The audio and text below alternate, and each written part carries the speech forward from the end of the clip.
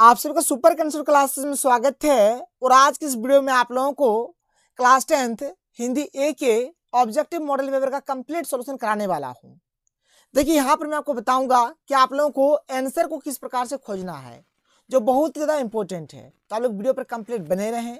और अगर आप लोग हमारे चैनल पर पहली बार आए हैं तो चैनल को सब्सक्राइब करने के साथ साथ बेल का आइकन प्रेस कर लीजिए, क्योंकि आप लोगों का जितना भी मॉडल पेपर आया हुआ है हर एक मॉडल पेपर का कंप्लीट सॉल्यूशन आप लोगों को इस चैनल में मिल जाएगा। तो चलिए शुरू करते हैं और एक एक करके हर एक क्वेश्चन को देख लेते हैं। देखिए यहाँ पर मैं आपको बताऊंगा कि आप लोगों को आंसर को किस प्रकार से खोजना है। जैसे आप लोग देख सकते हैं यहाँ पर सबसे पहले हमें एक पैसेज दिया गया है। इस पैसेज से आप लोग आंसर को किस प्रकार से खोजेंगे यहाँ पर मैं आपको एक एक करके समझाऊंगा। देखिए हमारे पास जो सबसे पहला जो क्वेश्चन है, क्वेश्चन नंबर 1, यहाँ पर क्या कह रहा है देख लीजिए। क्वेश्चन नंबर 1 है कि घड़ी की निरंतर सरकती हुई सुइयां से क्या कहती है। तो ये जो बोलता है ना भाई, क्या बोलता है, ये बोलता है कुछ कर लो। क्या बोलता है, कुछ कर लो। यानी घड़ी की निरंतर सरकती हुई सुइयां से क्या कहती है, ये बोलता है कुछ कर लो। अब मैं आपको दिखा देता हूं कि पैसेज में इसका आंसर कहां पर दिया गया। आप लोग खुद देख लीजिए, आप लोग खुद बोलिएगा कि सर आप सही बोल रहे हैं। देख लीजिए यहाँ पर साफ साफ लिखा गया है कि घड़ी की टिक टिक हमसे कुछ कहती है, उसकी निरंतर सरकती हुई सुइयां कह रही है समय जा रहा है, कुछ कर लो, कुछ कर लो। बात समझ में आ रहा है? क्या बोल रहा है भाई, कुछ कर लो, कुछ कर लो। इसलिए इसका आंसर क्या हो जाएगा, कुछ कर लो, इसका आंसर हो जाएगा। आगे बढ़ते हैं, आगे देख लीजिए। तो यहाँ पर क्वेश्चन नंबर 1 का सही आंसर क्या हो गया, ऑप्शन नंबर डी हो गया, कुछ कर लो। क्वेश्चन नंबर 2 क्या है कि गांधी जी ने किस वस्तु का अधिक महत्व बताया है। तो इसने बताया है समय की परख का। किसका बताया है, समय की परख का। यहाँ पर मैं आपको दिखा देता हूँ किसका भी आंसर कहाँ है और आप लोग किस प्रकार से खोजेंगे, देख लीजिए।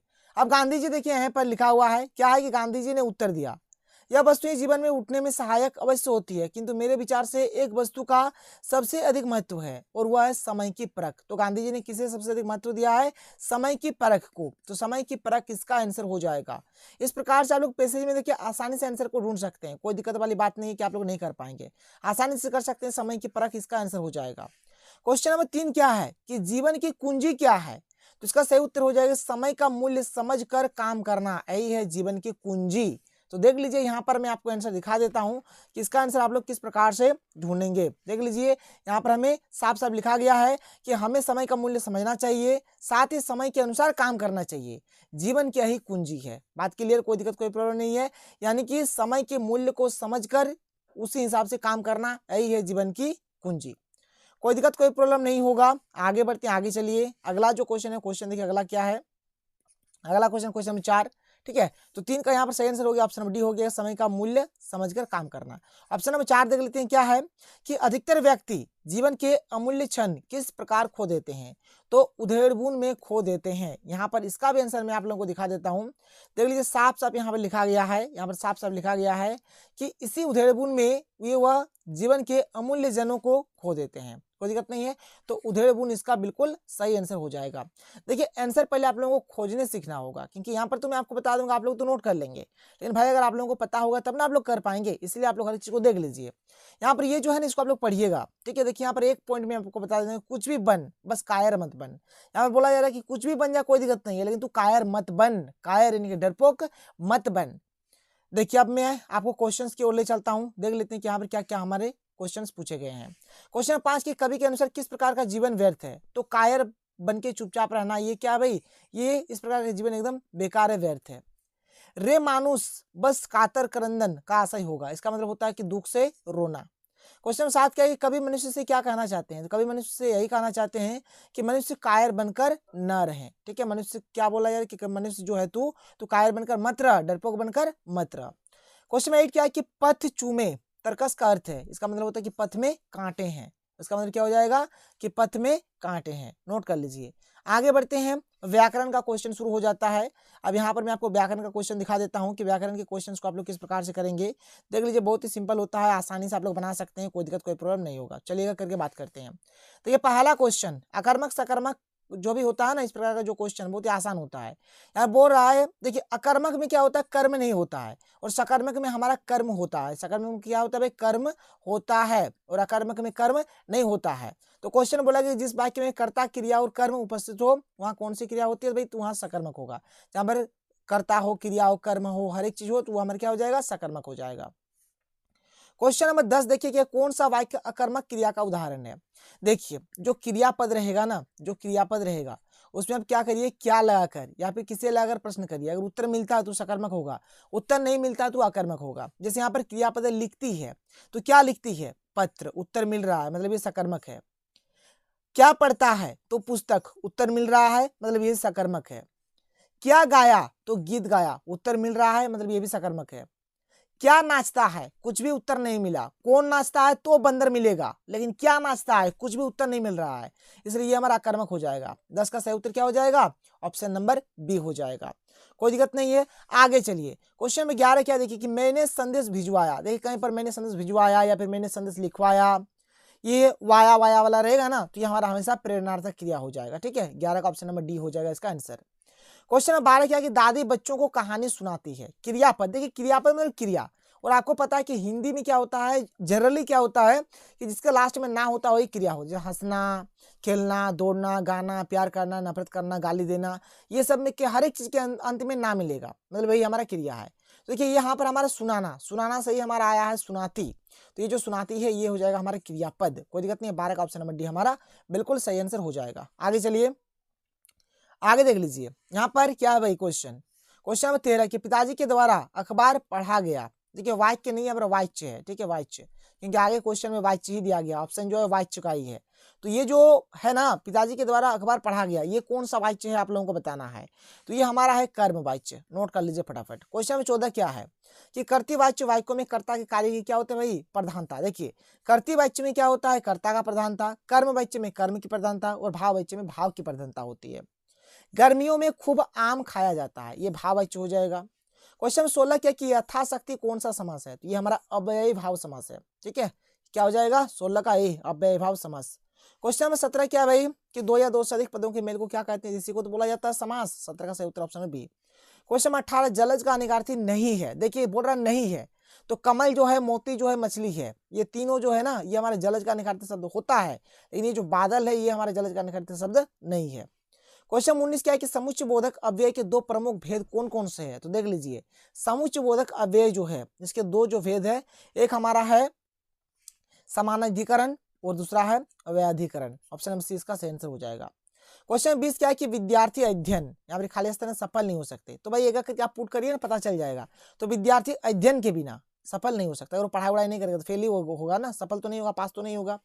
क्वेश्चन 21 क्या है कि मिश्र वाक्य में एक प्रधान उपवाक्य है और शेष कौन सा उपवाक्य होता है, तो शेष होता है आश्रित उपवाक्य। शेष क्या होता है भाई, आश्रित उपवाक्य होता है। आगे चलिए, किताब वाला शुरू हो जाता है। देख लीजिए यहाँ से आप लोगों का किताब का शुरू हो जाता है। सबसे पहला क्वेश्चन से हम लोग शुरुआत करते हैं, और वो भी आप लोगों का आंसर कैसे खोजना है ये भी मैं आपको बताऊंगा।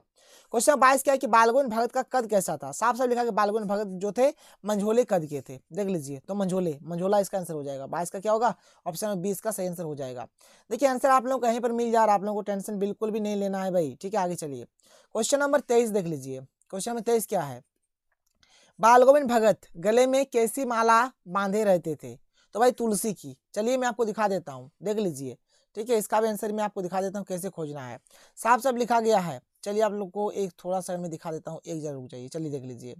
ठीक है, इसको मैं जूम आउट कर देता हूँ तब समझ में आएगा। देखिए यहाँ पर क्या है कि गले में, देख लीजिए गले में क्या है, तुलसी की जड़ों की एक बेड़ और माला बांधे रहते थे। देख लीजिए गले में कौन सा माला था भाई, तुलसी का। मैंने आप लोगों को बता दिया, कोई दिक्कत कोई प्रॉब्लम नहीं है। आगे बढ़े, चलिए आगे चलते हैं। आगे देख लीजिए अगला जो क्वेश्चन है, अगले क्वेश्चन को हम लोग डिस्कस करते हैं। हमारे पास जो अगला क्वेश्चन है क्या कह रहा है अगला क्वेश्चन, देखिए अगला क्वेश्चन है हमारे पास, एक सेकंड, हाँ चलिए। अगला क्वेश्चन है हमारे पास कि अमीरुद्दीन का जन्म कहाँ हुआ, तो अमीरुद्दीन का जो जन्म है भाई यहाँ पर साफ साफ लिखा गया है डुमराव में। आपको पढ़ने का जरूरत नहीं है, सब कुछ लिखा गया है डुमराव में। क्वेश्चन 25 के कौन कौन एक दूसरे के लिए उपयोगी है, तो सहनाई और डुमराव क्या एक दूसरे के लिए उपयोगी है। साफ साफ लिखा गया सहनाई और डुमराव, इसका आंसर हो जाएगा 25 का ऑप्शन नंबर सी इसका आंसर हो जाएगा। आगे चलते हैं सर, थोड़ा सा आगे देख लेते हैं अगला क्वेश्चन। क्वेश्चन नंबर 26 यहाँ पर हमारे पास क्या है, चलिए क्वेश्चन नंबर 26 देख लीजिए। तो देखिए क्वेश्चन नंबर 26, देखिए यहाँ पर एक किताब का दिया हुआ है, इसको सबसे पहले आप लोग पढ़ना है। यह दंतुरित मुस्कान का है, और इसके जो लेखक है भाई कौन है, मतलब एक्चुअली कवि का नाम क्या है, तो नागार्जुन। 26 का ऑप्शन नंबर सी हो जाएगा। 27 नंबर में क्या है कि दंतुरित का क्या अर्थ है, दंतुरित माने होता है नया नया दांत। दंतुरित माने क्या होता है, नया नया दांत। तो यहाँ पर नए नए दांत इसका आंसर हो जाएगा, ऑप्शन नंबर डी। देखिए यहाँ पर क्या है कि बालकू बोली बधो नाही तो ही। ठीक है। ये हमारा इसके जो रचयिता है, जो कवि है, कौन है भाई? तो तुलसीदास हो जाएगा। अब देखिए यहाँ पर क्या है कि उपरोक्त पंक्तियों में कौन सा अलंकार है? तो यहाँ पर अनुप्रास अलंकार है। देखिए अलंकार के ऊपर देखिए पहले तो अलंकार नहीं पूछता था क्लास 10th में, लेकिन जब मॉडल पेपर में दिया गया है तब आप लोगों को अलंकार का एक ट्रिक बता दिया जाएगा, टेंशन नहीं लीजिए। अलंकार का ट्रिक बता दिया जाएगा, जहां से आप लोग अलंकार के क्वेश्चंस को कर सकते हैं। अगले क्वेश्चन को चलते हैं, देख लीजिए अगला क्वेश्चन क्या, क्वेश्चन नंबर 30 क्या है कि कृष्ण का संदेश सुनकर गोपियों की स्थिति कैसी हो गई? तो विरह की आग जगी, ठीक है। उसके अंदर क्या हुआ? विरह का आग जग गया। क्वेश्चन 31 क्या है कि उत्साह कविता किन अर्थों और इशारा करती है? तो ललित कल्पना, क्रांति चेतना के साथ नव निर्माण, नव संचार की ओर ये करता है इशारा। 31 का ऑप्शन नंबर बी हमारा बिल्कुल सही आंसर हो जाएगा। क्वेश्चन नंबर 32 की ओर चलते हैं, देख लीजिए क्वेश्चन 32 हमारे पास क्या है। क्वेश्चन नंबर 32 है कि मुख्य गायब की आवाज कैसी थी? तो चट्टान जैसी भरी, ऑप्शन बी हो जाएगा। क्वेश्चन नंबर 33 क्या है कि धुंधला प्रकाश किसका प्रतीक है? तो स्पष्ट सुख का, जो सुख हमारा अस्पष्ट है, मतलब स्पष्ट नहीं है। मृग तृष्णा का अर्थ है, इसका मतलब होता है छलावा। इसका मतलब क्या होता है? छलावा, यानी रेगिस्तान में हिरन को लगता है कि पानी है, फिर जब जाता है आगे तो पानी नहीं मिलता, मतलब छलावा होता है उनके साथ। क्वेश्चन 35 क्या है कि पाठ माता का आंचल में मर्दीय शब्द किसके लिए प्रयोग किया? तो ये क्या भाई? लेखक की माता ने लेखक के पिता के लिए प्रयोग किया है। 35 का सही उत्तर ऑप्शन नंबर बी हो जाएगा। क्वेश्चन 36 क्या है कि मूर्तिकार ने अंत में मूर्ति के नाक के लिए क्या सुझाव दिया था? बोला जिंदा नाक लगा दी जाए, और यहाँ पर जिंदा नाक लगाने के लिए सुझाव दिया था। 37 का सही आंसर ऑप्शन नंबर सी हो जाएगा। क्वेश्चन नंबर 37 की ओर चलते हैं, देख लेते हैं क्वेश्चन 37 हमारे पास क्या है कि साना साना हाथ जोड़ी प्रार्थना लेखक ने किस देश की युवती से सीखी थी? तो नेपाल की। तो 37 का ऑप्शन नंबर सी हो जाएगा। क्वेश्चन नंबर 38 क्या है कि कैप्टन कौन था? कैप्टन क्या था भाई? चश्मा बेचने वाला जो था वही तो कैप्टन था। तो 38 का क्या हो जाएगा? ऑप्शन नंबर सी हो जाएगा। 38 का क्या ऑप्शन नंबर सी हो जाएगा। क्वेश्चन नंबर 39 देख लीजिए, क्वेश्चन नंबर 39 हमारे पास क्या है कि लेखक ने खीरा खाने से क्यों इनकार कर दिया था? तो आत्मसम्मान की रक्षा के लिए, ठीक है, ऑप्शन बी हो जाएगा। क्वेश्चन 40 लास्ट क्वेश्चन, फादर का बुलबुल के हिंदी को किस रूप में देखना चाहते थे? तो राष्ट्रभाषा के रूप में। तो 40 का सही उत्तर ऑप्शन में सी हो जाएगा। तो यहाँ पर जितना भी आप लोगों का ऑब्जेक्टिव है, मैंने आप लोगों को हर एक ऑब्जेक्टिव को बता दिया। बहुत ही जल्द आप लोगों का सब्जेक्ट का भी वीडियो आ जाएगा, इसलिए फटाफट आप लोग हमारे चैनल को सब्सक्राइब कर लीजिए और साथ ही साथ बेल के आइकन को प्रेस कर लीजिए। चलिए मिलते हैं अगले वीडियो में। थैंक यू, जय हिंद।